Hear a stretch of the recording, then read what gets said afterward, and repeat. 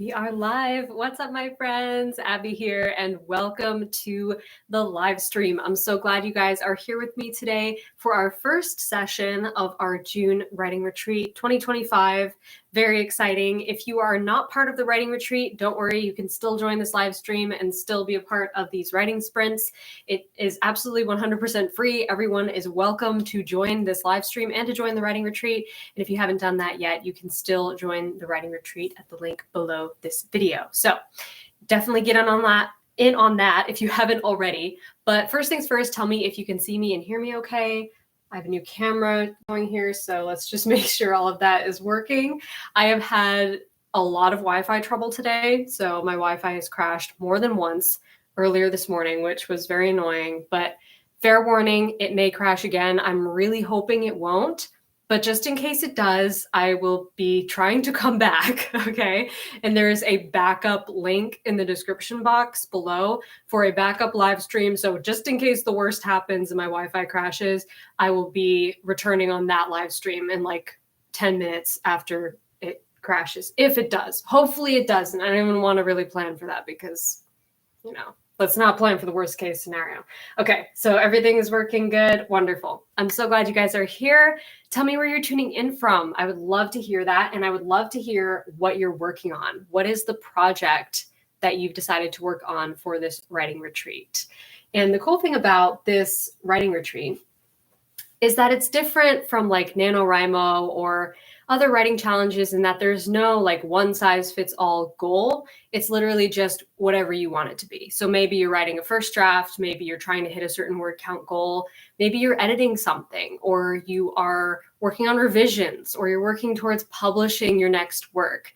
Whatever it may be, this is our time to show up for our creativity and have this sacred time and have community while we do it. So it's all about protecting our creative time and having the accountability of cheering each other on while we do that. So looks like lots of writers are joining. Amazing. Okay, I see writers from all over the world tuning in. Tennessee, Texas, North Carolina, Brazil, Maryland, Florida, Denmark. Awesome. So many writers. I love this. And I love that you all are working on so many different projects. There's always so much diversity in this community. I love it. It's amazing.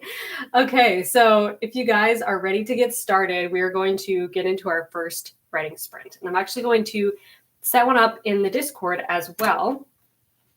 So if you're over on Discord, you can join there as well. We're going to do, our first sprint's going to be 25 minutes. 25 minutes, and we're going to have 5-minute breaks in between to chat about our books. I'll answer some questions that come up in the chat, and then we'll get into our next sprint. We're going to do 4 sprints total. So if you have never done one of these live streams before, I set a timer and I set my clock here so that you can see it ticking down. And you can feel free to set your own timer as well if you prefer that. If you don't want to hear the sound of my typing, and I know some people love it, some people hate it, you can always mute the video and set your own timer and then come back when the break happens. So choose your own adventure here. I'm going to go ahead and join the sprint in Discord. And if you're not in Discord and you want to join Discord, I highly recommend doing that because we're doing, for this whole month, I'm in the Discord every morning from 8 to 11 a.m. Eastern doing writing sprints with you guys. So that's been really fun to have that time where we all come together and hold each other accountable. And even when I'm not in the Discord, there are thousands of writers in there all the time working on their stuff and sharing their work and encouraging each other. And it's just a great, vibrant community. So if you want to join over there, you can join my Patreon at any level with the link in the description and get access to the Discord. Okay, so if you guys are ready, so am I. We're going to set our timers, get something yummy to drink, get your work in progress, and maybe music or anything else you might need. And let's get into our first sprint. Okay, so I think Discord sprint is going to start in just a minute. So I'm going to go ahead and set my timer. And then we will chat in 25 minutes. Okay. Let's go. Good luck, guys.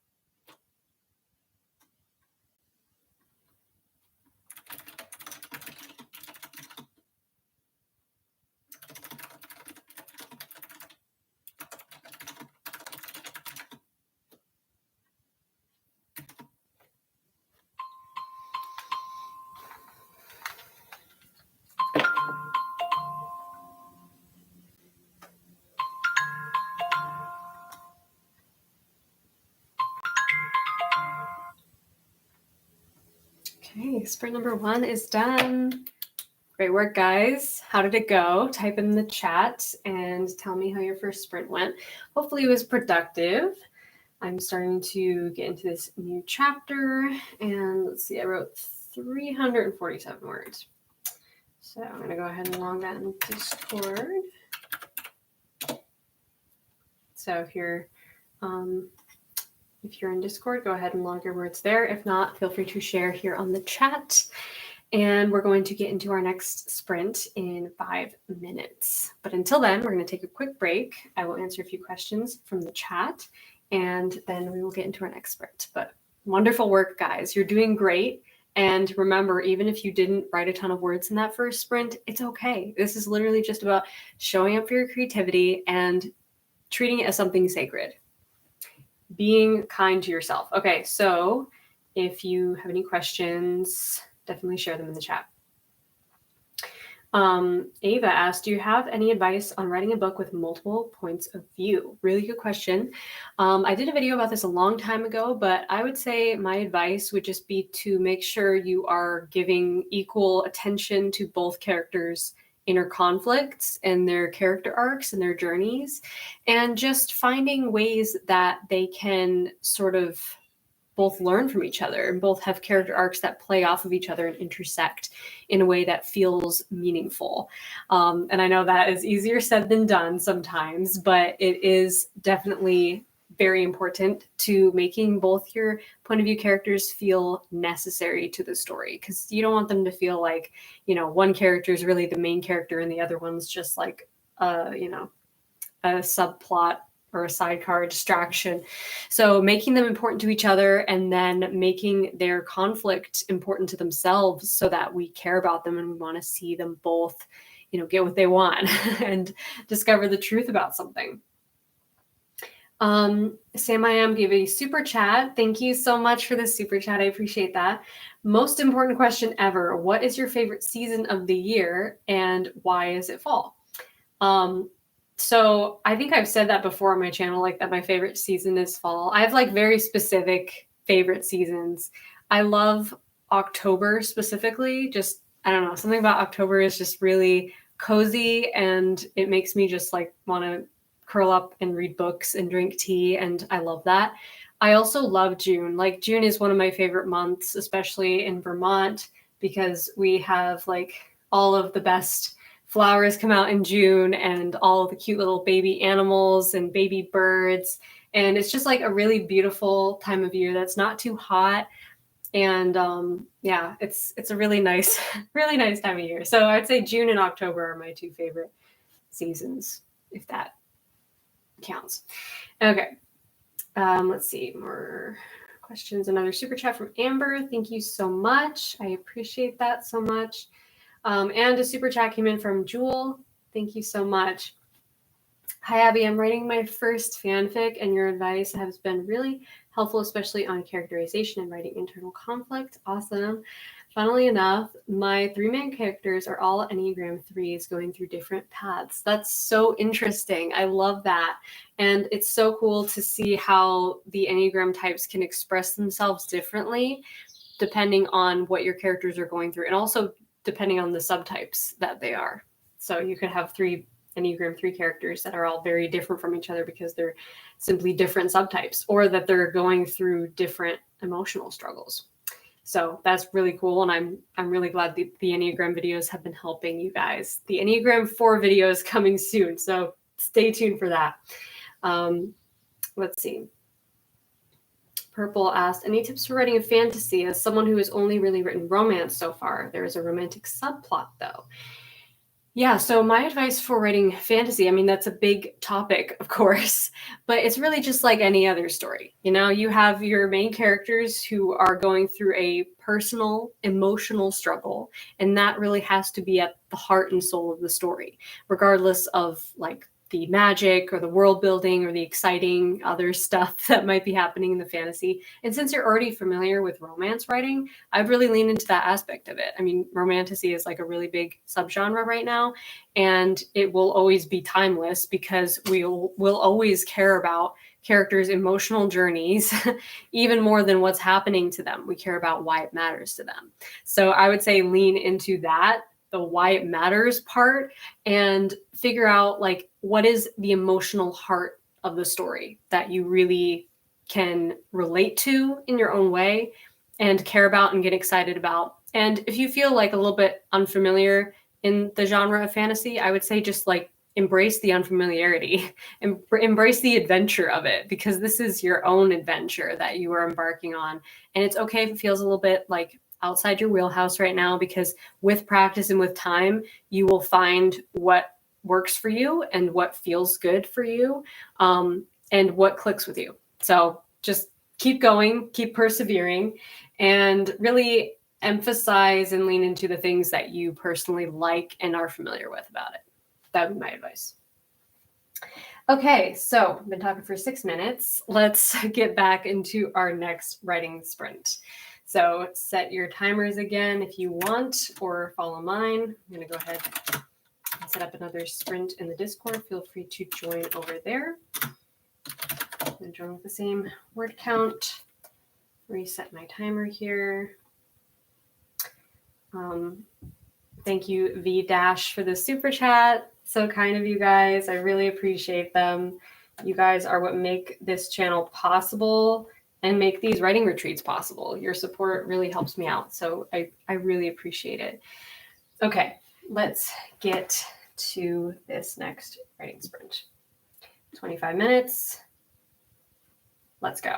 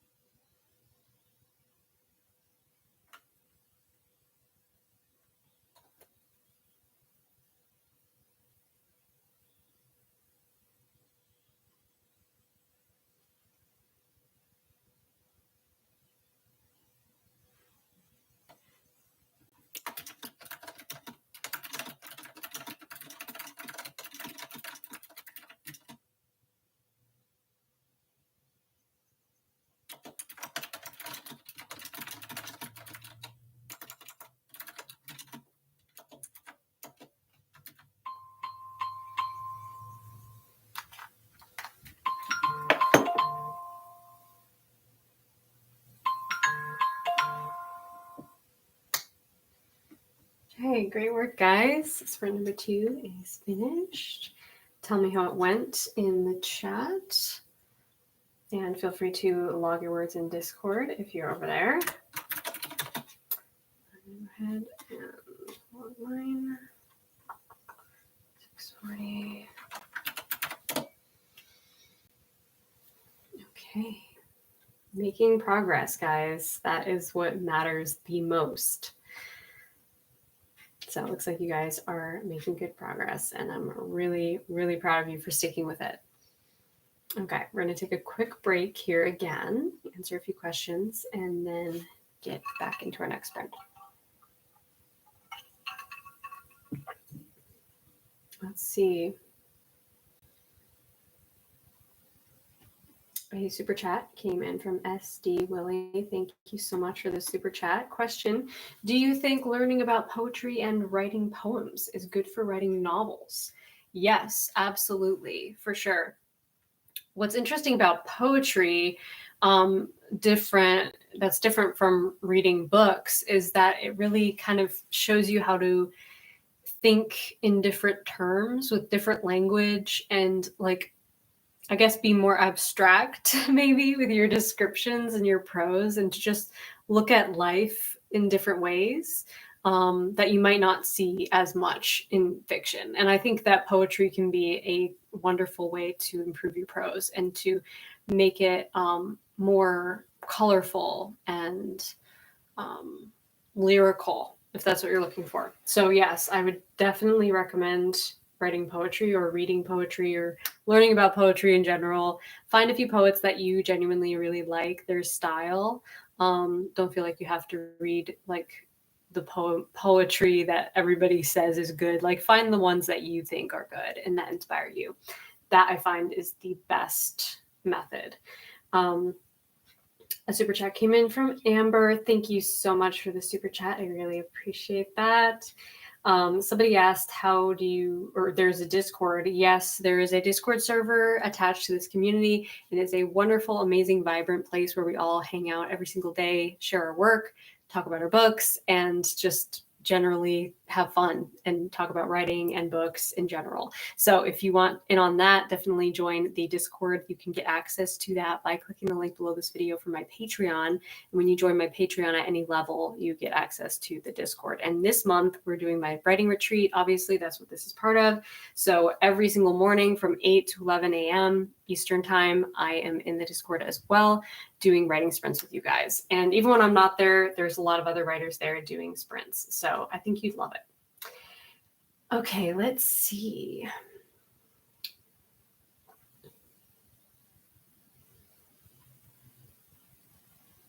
Joanne Barber asked, do the villains in the character's past that help form the villains always have to have motives or reasons why they're villains? Or could they just be that way from birth? Really good question, because you do need those like influences in your character's past to turn them into a villain, right? So you don't have to go like super far back into this if you're like, well, okay, who influenced the villain? Now I have to know who influenced them and who influenced them and who influenced them. Like, yeah, you could keep going back forever, but sometimes you don't need to go that deep into like the family tree. You can just literally go back like one step of, okay, who influenced the villain and why were they like that? And we don't even need to necessarily solve that person's conflict, just understand maybe where they were coming from and some of the issues that they were personally dealing with on an emotional level that then had this ripple effect on your story's villain.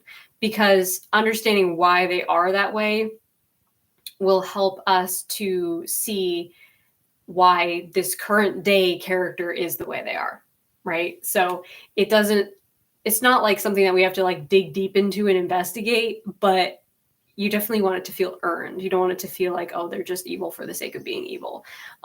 Maybe it's that, the villain character had a neglectful parent and their parent neglected them because they really were selfish and irresponsible. And they weren't necessarily a villain, but they just didn't know how to be emotionally available for their kid.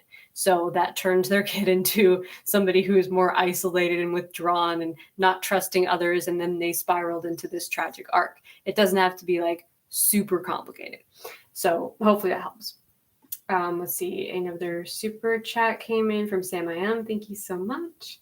Don't have a question, but I want this XP that you get with super chats now. Have a great Wednesday, everyone. Thank you so much for the super chat. I know some of you guys use them to ask questions to make sure I see the question, because there's so many that come up in the chat that I miss a lot, and I can't answer all of them, obviously, but I try to answer as many as possible. Another super chat came in from Renee. Thank you so much. What is the most organized and methodical approach to co-writing a novel? And when is your writing book coming out?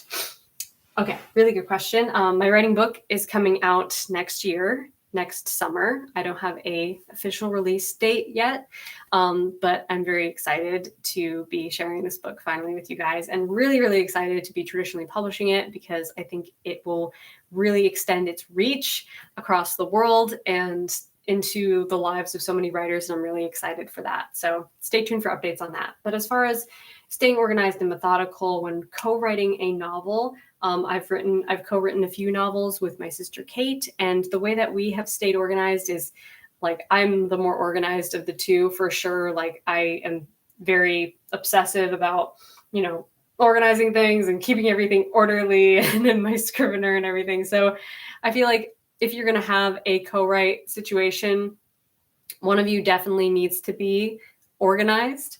You don't both have to be, as long as one is very organized. But of course, it depends also on like the scope of what you're writing. Like me and my sister are writing a series, so it's like a lot to keep track of, a lot of different details to keep track of throughout the series. But if you're writing one book, then it'll be easier to organize. I have a Scrivener project where I kind of have like the series Bible. I just like save everything in there. I have character profiles, I have backstory, I have location notes, world building, the book drafts, obviously, and just different notes. Anything that I need to organize, I will organize there. And that way, if Katie ever comes to me and she wants some information, or she's like, I can't remember this, or what did we do for this, I always know where to go and find that piece of information. So it really pays to have at least one of the authors in the co-write situation to be very methodical and organized. Okay, so hopefully that helps. Let's reset our timers, because I've been chatting for more than 5 minutes here, and get into our next sprint. And I will answer some more questions when we come back. So, starting a new sprint in Discord. Feel free to join over there if you want, or just stay here on this video. Okay. So 25 minutes. Sprint number 3. Let's keep going strong, guys. You're doing amazing.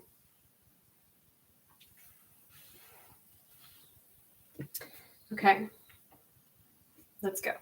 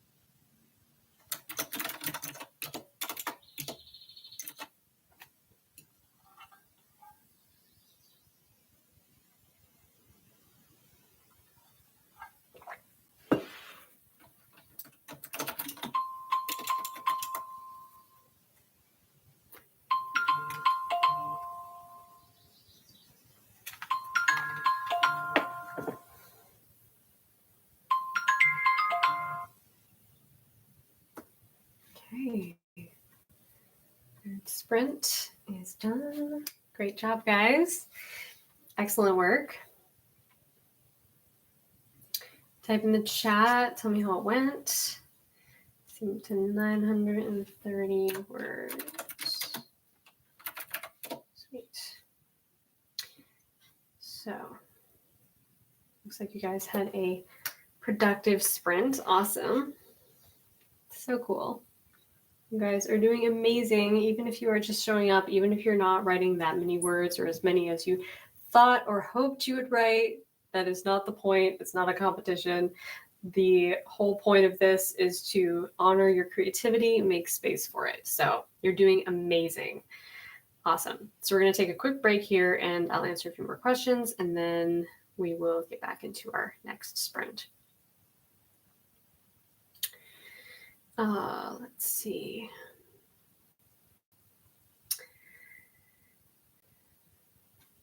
Question from Ember. Abby, please help. What do you do if you lose sight of your MC and they become almost like multiple people? Every draft, her internal conflict changes. Any ideas for setting roots? Thank you so much. Okay, yeah. So I would start with deciding like concrete personality here. What is your main character's internal conflict? In a few words, they can have more than one conflict, but I would say like stay pretty close to the root of like her personality. So this is why I love things like the Enneagram, because it really helps me to be able to see, okay, this is what this character would be dealing with. They would be dealing with this very specific insecurity or fear. They would have a very specific vice that always trips them up in one way or another.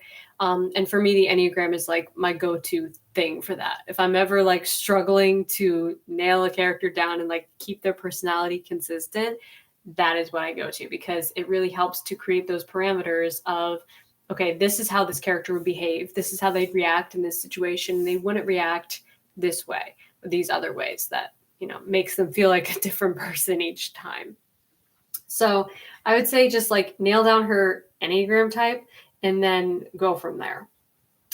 Let's see. Question from Parth Kuhn.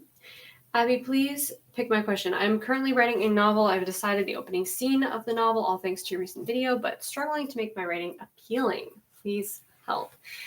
Really, all of this has to do with just honestly time and practice and lots of it. But as far as like making your writing more appealing, what is it that you feel is not appealing about it? Like, is it the prose or is it just your character's internal conflict? Do you feel like there's not that, like you don't have that juicy X factor that makes you want to write it and show up every day and feel like this is a self-indulgent escape from reality? Because if it's missing that, then yes, you will burn out and you'll lose motivation for it. So I would say first try to identify what is it about this opening chapter or this book that makes you feel like it's not appealing to you, or it's not like lighting your creative fire one way or the other. I do have a video that I would recommend checking out. That's about my brainstorming process. So if you go to my channel and you just type in brainstorm or go to YouTube and type in Abby Emmons brainstorm, it should come right up. And it's my process of basically like when I'm bored with a story or something about it isn't working, like these are the things I do to add that extra layer of juiciness and intrigue to make it more appealing to me so that I want to show up and write it. And if it doesn't have that aspect that like really lights my creative fire, I won't be as excited to write it. So it's really important to have that. So I'd recommend checking out that video and doing whatever you have to make your book super appealing. So it has to appeal to you first. That's the trick. Let's see.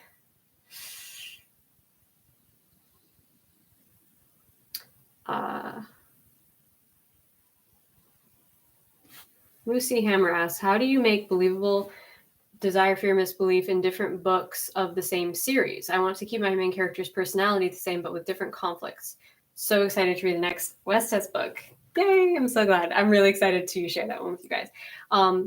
But different desires, fears, and misbeliefs. That's a really good question. And actually, it's funny that you mentioned the West Test book, because that's something I had to do with that book, is I had to figure out, okay, these characters who have already been on their own internal journeys and they've kind of already come to aha moments, they're still not perfect, right? That's the thing. They still have personality flaws, if you want to call them that, insecurities and misbeliefs that trip them up. And so really, when you're writing a series, all you have to do is ask yourself, okay, what conflicts have been resolved for this person, for this character, and what have they not yet resolved? Like, what are those? It's sort of like a Pandora's box. That's like them solving one conflict kind of opens up this door to new conflicts, because the plot is going to bring them into new places, right? It's going to bring them to new obstacles and conflicts. It's going to thrust them into the midst of new conflicts and new things that they have to deal with. So those personality traits and those insecurities might still be there. Those vices might still be there. And you just kind of have to ask yourself, okay, how can I approach this in a new way? How can I bring this character a new challenge that forces them to confront some unresolved part of their conflict? Even if they already seem to have resolved some of it in the first book, there's still lots to work with there. There's so much conflict to work with there, because you have this character who has this intricate personality, and they have vices and insecurities that are probably going to follow them through their entire life. So it's all about finding those external conflicts that can really challenge them and push them outside their comfort zone in new ways. And that is totally up to you how you plan to do that and how you plan to work with the external conflict to work with the internal conflict. But yeah, it's really just about finding new ways to challenge those pre-existing insecurities. So hopefully that helps. Okay, let's reset our timers and do one more sprint, guys. Let's finish strong. We have 24 writers over in Discord. Awesome. If you want to go over there and join the sprint, feel free. If not, then stay here on this live stream. We're going to go for another 25 minutes.